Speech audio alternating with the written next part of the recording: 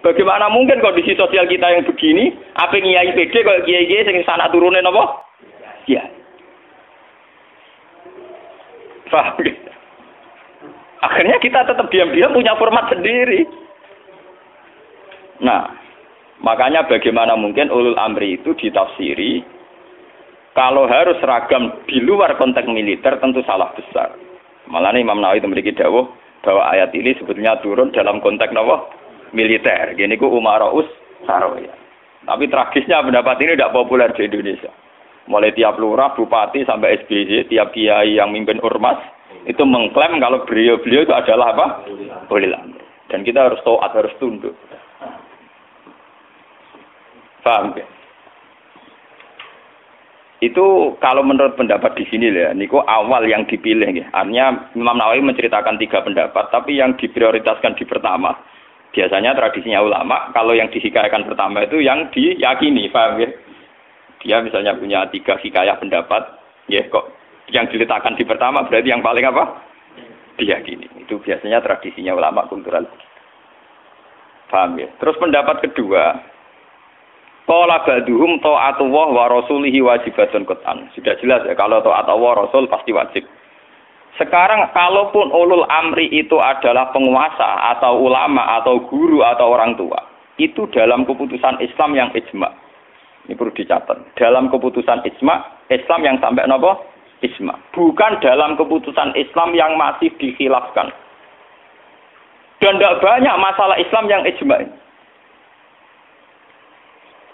Perlu dicatat. Tidak banyak masalah Islam yang diijma. Misalnya sholat zuhur, paling yang diijma ulama itu hanya bentuknya yang 4 rakaat. Variasi sendakepe mbok. Paham nggih? Ndak kok si tangan nggo ning isole udel apa ning iga sing jare ilang mergo dicolong Adam keluwen iga dikene sinten? Awak mindol ilahi terus ditutupi nak sendake mbok hadis kondi iku yo pirang-pirang. Paham nggih? Oh, nek salate wong Pakistan ngeten kenceng. Wong Nabi nate dawuh nang salat sedekap yo diseneni. Maksudnya tanganan beno koyo biasane. Dadi ngeten. Paham. Wong ana hadis nek cara riyen guru kula nate cerita. Nak salate wong Turki apike jajasan dasinan.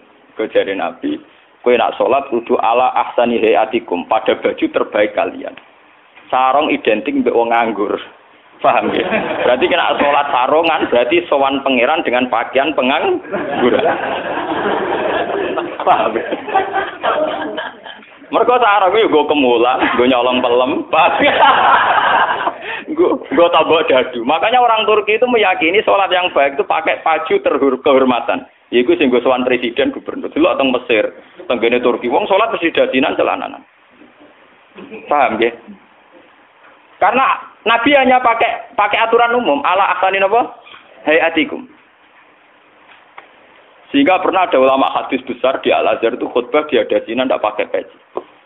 Ditanya itu tidak pakaian mainstream yang di Mesir, ulama Mesir. Dia bilang ini ahsani hayatikum, ini keadaan terbaik saya. Paham ya? Jadi kalau pakai ukuran itu tentu kita sholat pakai sarung identik dengan pakaian istirahat. Kemulan. Menan awang kota yang biasa celananan nganggo sarung bedak ning jeding. Bedak ning kamar napa? Mandi. Tentu itu pelecehan. Nganggo teori ini. Dan itu banyak ulama yang anti, betul banyak. Kalau sampean di Turki, di Pakistan, di daerah-daerah yang meyakini itu pakaian pengangguran, itu kriminal betul. Karena siarnya begitu, nggih, tradisi siarnya begitu. Tapi kalau di Indonesia, untuk daerah tertentu juga ada semua Indonesia. Sarung itu identik dengan pakaiannya santri. Ya sudah kita sarungan ala santri. Tapi coba kalau di Malaysia, kayak Mahathir Mohamad, dia pakai celana, sarungnya disampingkan. Dan itu ala ahsani apa? Hayatikum. Tapi di Indonesia macam gitu, ketoprak tapi. Nah ini contoh. Lah yang kayak begini tidak mungkin masuk kategori wajib taat karena variannya tidak ijma gitu loh maksudnya. Saya itu paham ya? Nggak mungkin kita taat sama guru, sama penguasa yang variannya begini. Karena tidak pada level apa? Ijma. Paham ya? Mulane kula nu tak ngiling-ngilingan, kula ngerti kok santri kula, nah nak salat cepet. Ya sing wajib ku pokoke rukuk iku biqadri subhanallah terus sujud. Pokoke sing ijma-ijma tok kula niku pokoke standar-standar sing cepet. Kula ngiling-ilingan sunah Nabi mesti tok. Kula sering kabenan putih niku tok ngiling-ilingan sunah Nabi. Mergo kula cobaan gak mungkin. Daripada ora blas, wae ngiling-ilingan Nabi seneng pakaian putih, kula seneng putih, ngoten ngiling-ilingan. Kula paling ra seneng klambi batik jujur. Kok Nabi paling ra seneng klambi sing corake ruwet. Mergo Nabi nate diadhi batik iku menolak karena corake napa keruwetan. Jadi taubun lahu a'lamu cara Indonesia napa? Batik. Makanya itu untuk zina. Biasanya kalau dalam tradisi Islam yang untuk zina itu perempuan, apa? Perempuan. Makanya desain klambi takwa itu tidak ada yang batik karena memang kalau yang kaitan takwa itu identik dengan polos. Niki cerita sunnah loh guys. Artinya tidak ada yang saya kritik biasa bapak standar. Nah ini cerita ala asani apa?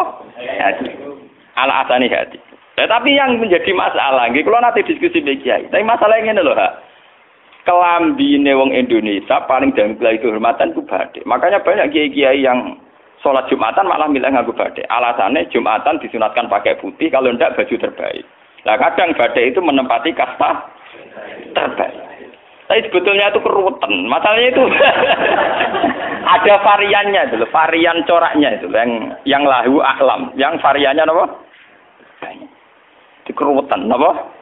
Keruwetan. Ya ora apa-apa, ya ora apa-apa. Penting ra udah. Lah yang kayak begini itu tidak mungkin menemukan format ijma, sehingga tidak mungkin kita wajib toh. Ini catat ya. Tidak mungkin kita wajib toh.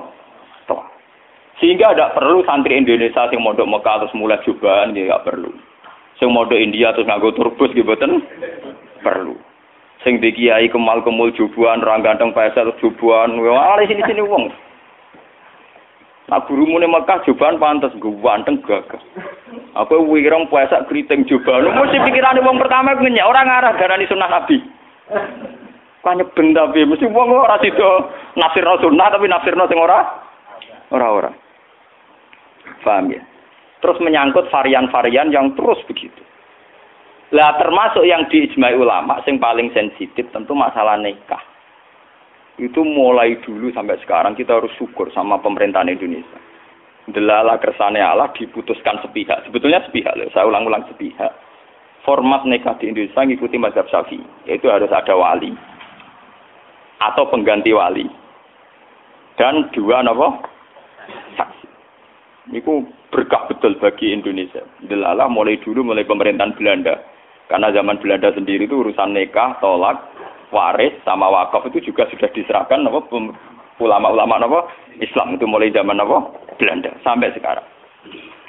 Karena nikah itu yang ila darajatil ijma itu hanya berapa?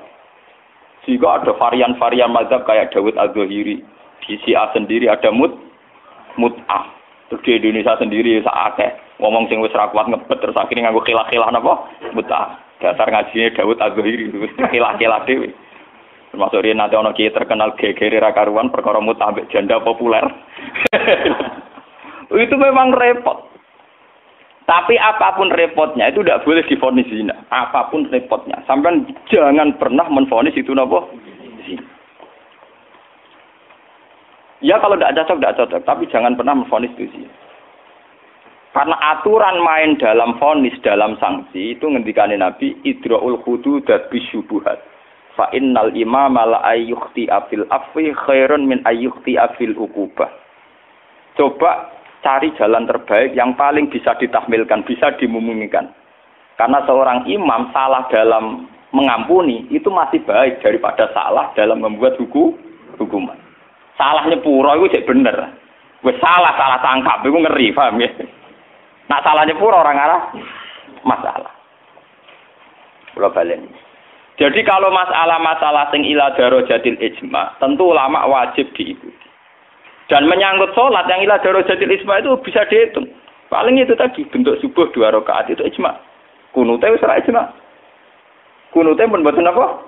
Ijma. Bismillah mboten ijma. Sampeyan sholat nang Masjid Mekah ning haram ora ngarang wong maca napa? Bismillah. Jare wong Syafi'iyah ta ora maca bismillah. Terus kota KBIH itu pinter. oleh ngrayu jamaah iku maca lon-lon.